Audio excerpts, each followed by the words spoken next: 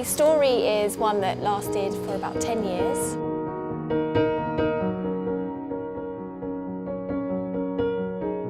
From emotional abuse all the way through to physical assault. It was a point in my life where I was very confused. I wasn't quite sure what was going on, and it was also at that point that RISE came into my life. RISE is a domestic abuse charity. We provide a range of support services to women, children and families who are affected by domestic violence.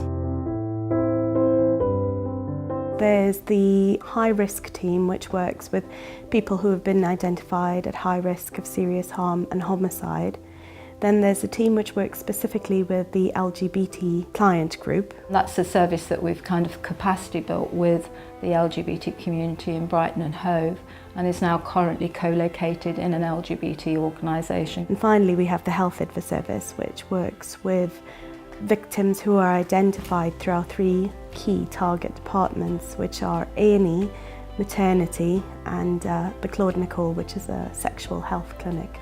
They've been absolutely fantastic in raising the staff's awareness, and they do that by being visible. And we'd actually speak to the clinicians and we'd say, I've just come here to see if there's anybody that you want to refer, and that's the way that we picked them up. So it was that kind of joint working as well that was so important to us.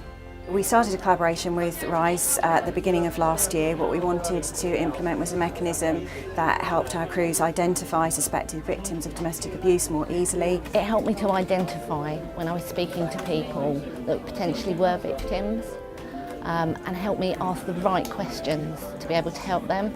It is completely innovative in its approach, and we'll certainly be engaging with our colleagues on a national basis to see if it's a model that can be adopted nationally.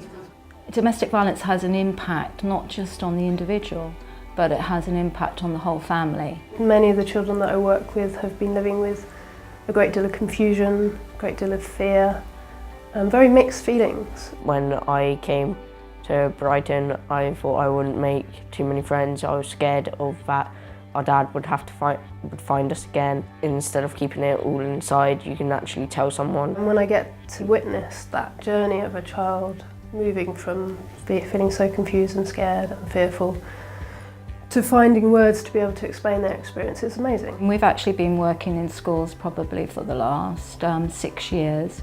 We developed a preventative education programme in partnership with Brighton and Hove Healthy Schools. It is very much about changing hearts and minds, it's about changing attitudes and behaviours, and where better to begin that than in schools. I'm here to support RISE with their living library to help people out there who aren't sure what's happening to them, to ask questions, that are unsure about what domestic abuse is. Anybody can come into the library and they decide, well, I'd quite like to borrow this book to talk to and to hear their story and their experience. I'm really happy to say that I'm in a very positive place. I feel more in control of what's happening in my life. It's something that I want to help people understand, is that abusive behaviour isn't right, it's not okay, and it should definitely not be accepted.